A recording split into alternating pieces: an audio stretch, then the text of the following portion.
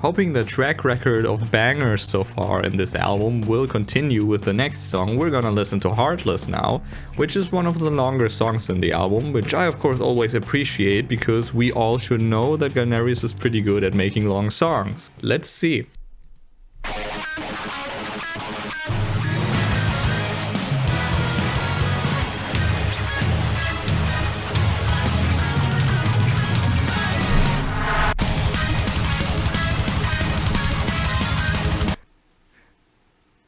Major confusion. We're 15 seconds in. I'm already majorly confused. What was that?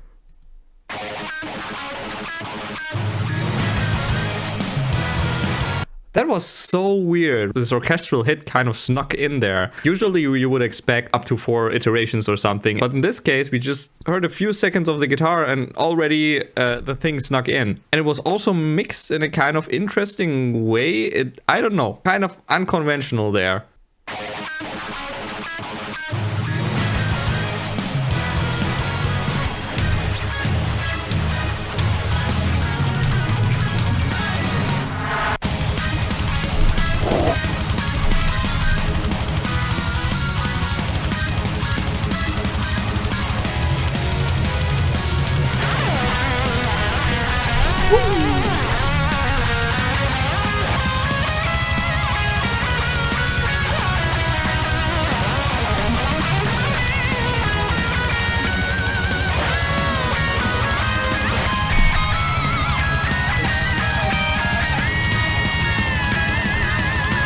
What exactly happened with Shu's phrasing? Since in Water's case, everything he plays melodically sounds so damn smooth, that's really a standout here.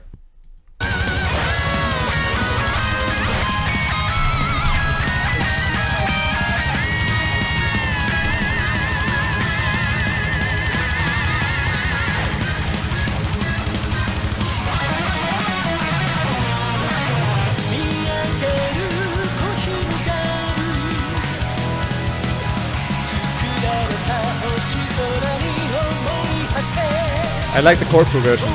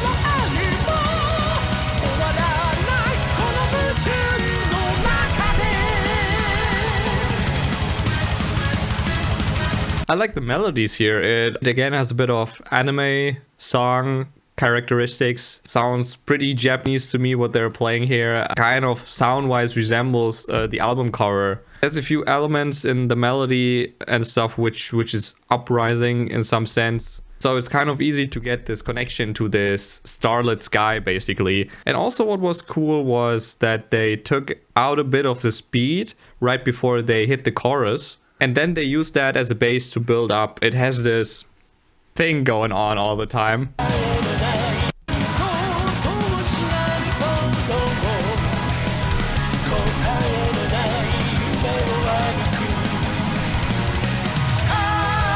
This bit slows down. And the melody flattens a bit.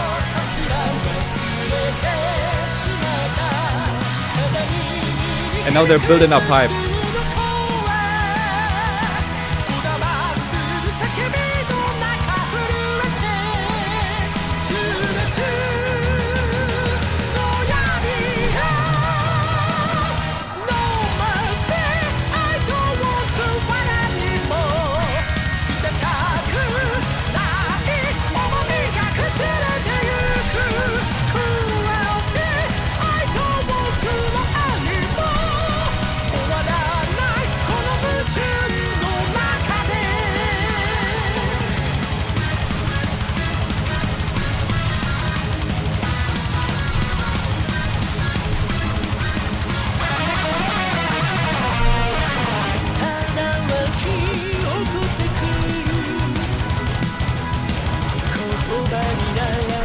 classical gallop triplets here or something.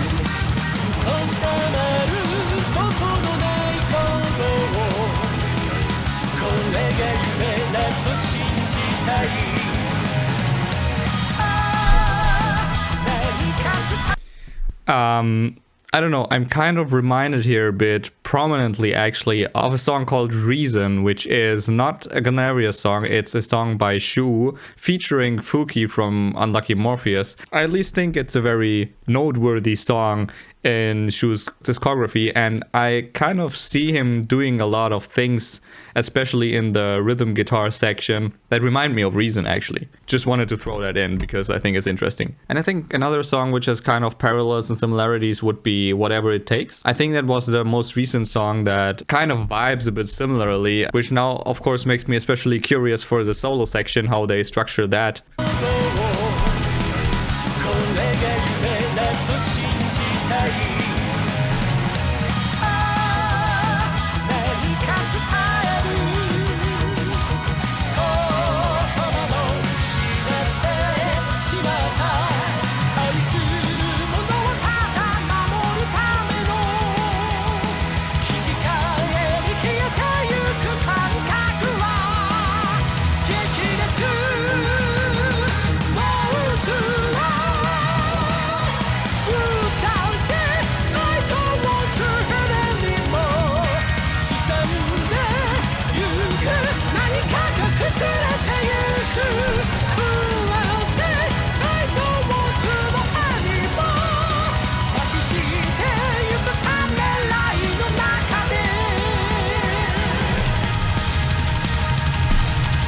Woo!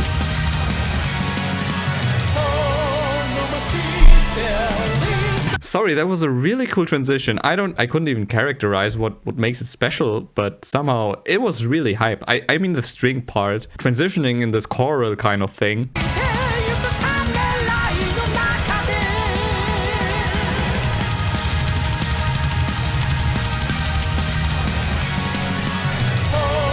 And the rising strings.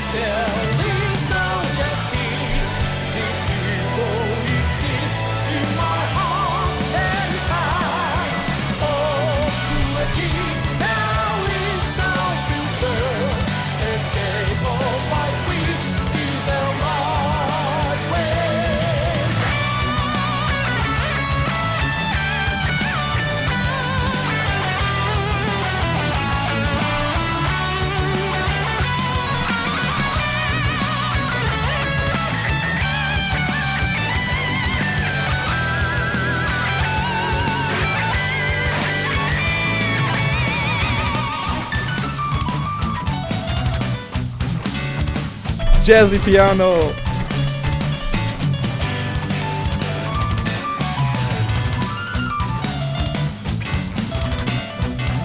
Hit it, Yuki.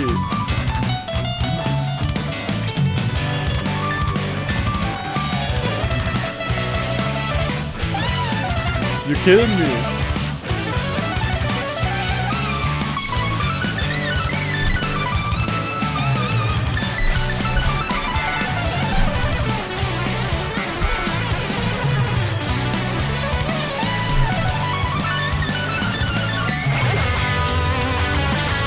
That gave a bit of a weird sensation because the synth sound was so muted. It was a bit odd, to be completely honest, but it was definitely interesting. And I think the plain piano part where I played a bit jazzy stuff, always appreciated, please more.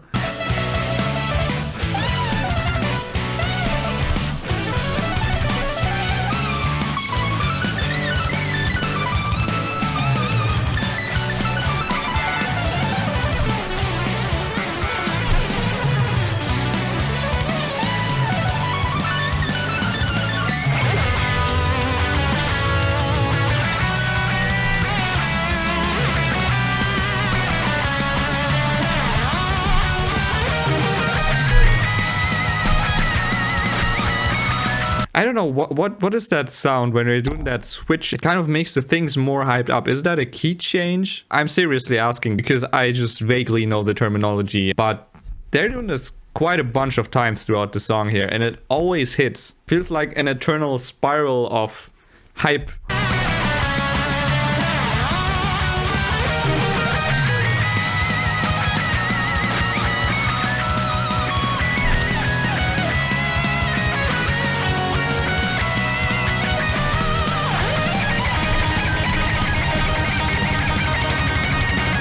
Yes.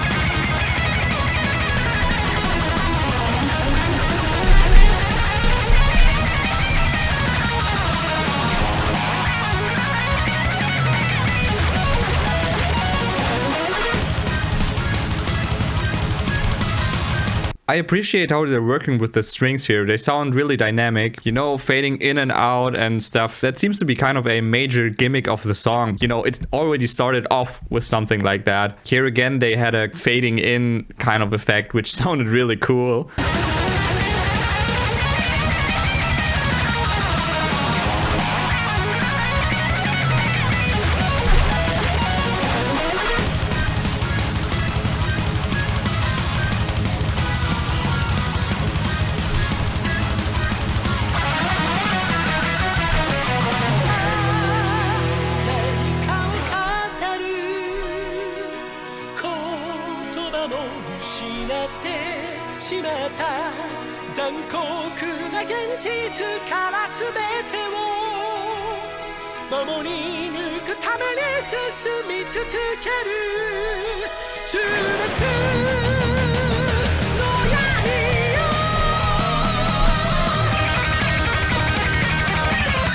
Cool.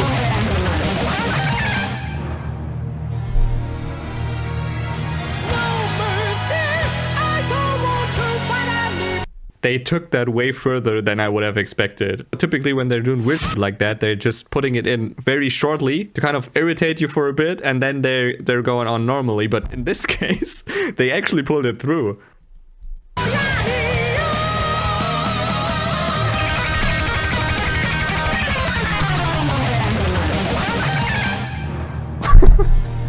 That stop.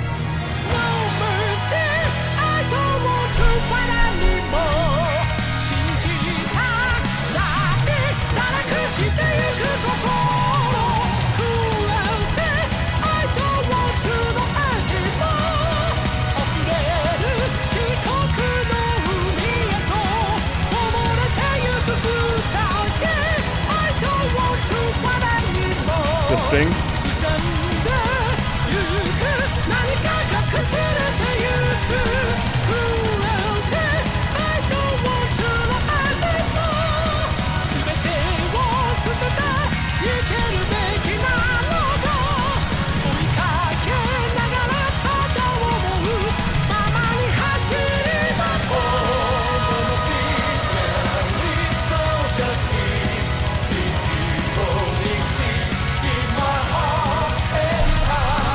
A lot of shoe choirs in this album, definitely.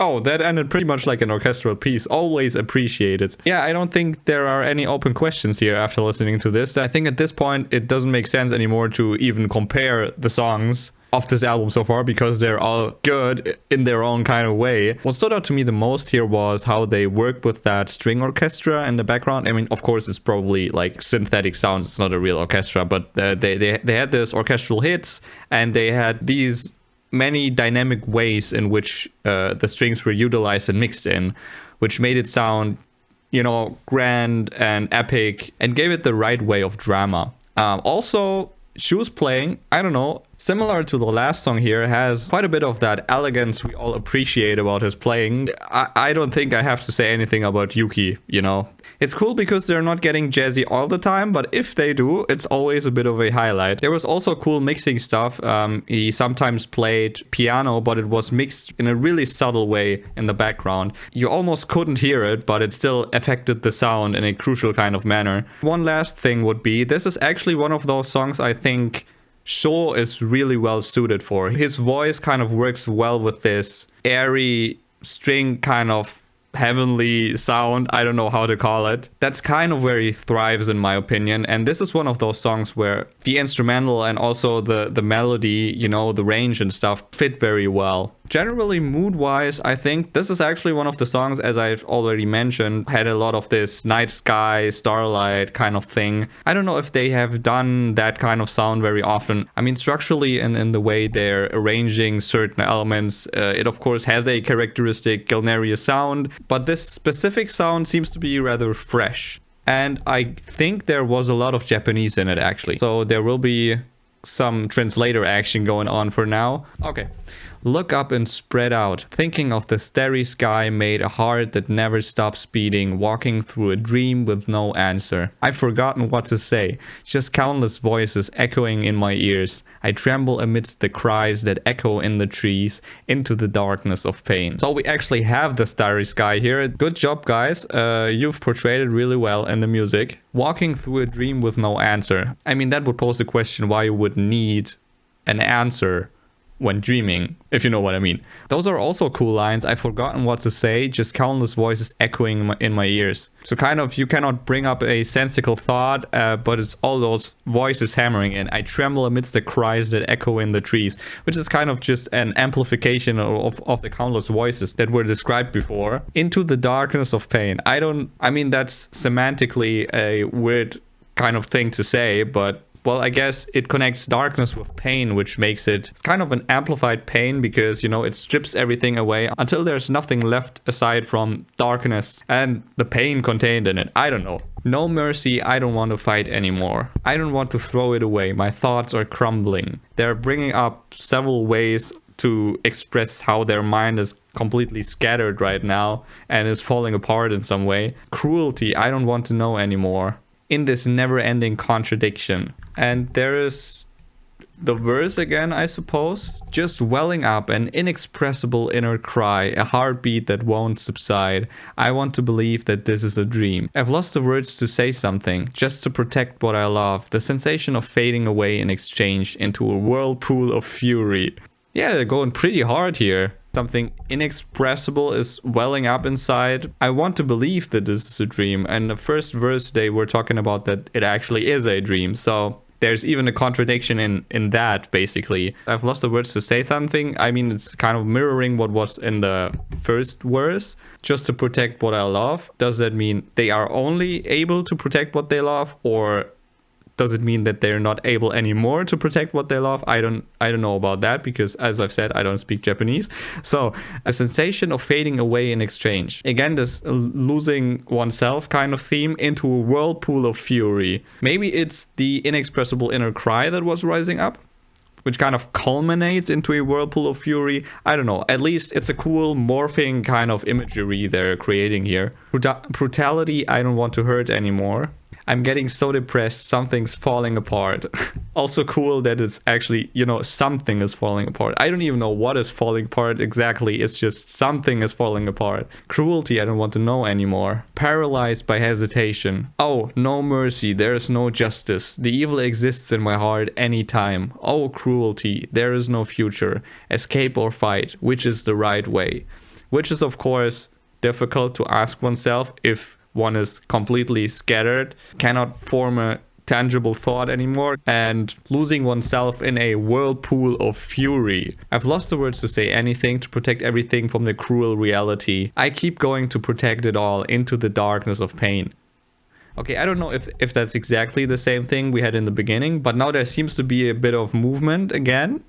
You know, because they were uncertain in the middle, but the decision is I keep going to protect it all into the darkness of pain. Darkness providing the uncertainty and pain, of course, being pain, and everything else kind of removed from that dynamic. There's only uncertainty and pain, basically. No mercy, I don't want to fight anymore. Just looking if there's some changes in the lyrics. I don't want to believe it. My heart is corrupted. Cruelty, I don't want to know anymore. Drowning in an overflowing sea of jet black. Dude, that's interesting because the lyrics are somewhat metal and somewhat heavy. I mean, it's metal, of course, but they've done a lot darker songs in the past, and these are somewhat dark lyrics, at least compared to what the song sounds like. It has a more dreamy sound. I wouldn't necessarily say positive, but it is on the brighter end, I would say. So it's interesting to read stuff like that. What's also interesting actually is, you know, they're switching between this Japanese and English, I think, more aggressively than in the songs before, and it kind of feeds into the theme of being scattered, you know? As far as I understand, at least from these translations, the lines they're singing here, they don't even completely connect to one another. They're kind of scattered in their own way, and then it's also these differing languages which make it even more prominent. That's a kind of interesting stylistic device. Brutality, I don't want to fight anymore. I'm getting so depressed, something's falling apart. Yeah, something. Cruelty, I don't want to know anymore. And then we have 2 lines. Should I drop everything and run away? Just run as you wish while asking the question. And there's uncertainty again. It's indeed a bit of a roller coaster here. It's not a linear progression, at least. Oh, no mercy, there's no justice. The evil exists in my heart anytime. Oh, cruelty, there is no future. I'm searching for meaning of this fight in humanity, heartless war. I like how chaotic and contradictory it is, because, you know, that's also the struggle outlined in the lyrics. You know, we're having the sparks of hope, but then that doesn't matter actually. They decide to fight, and shortly later they do decide they actually don't want to fight anymore. They actually want to run away. And then in the beginning it is a dream, and then they're not sure if it's a dream, and then it's not a dream, and, you know, all of that stuff. That is pretty cool, and it fits the theme very well. I think those are actually some of my favorite lyrics I've read from them so far, period. So yeah, thanks for listening and watching, and I hope you enjoyed the song and the episode. See you next week.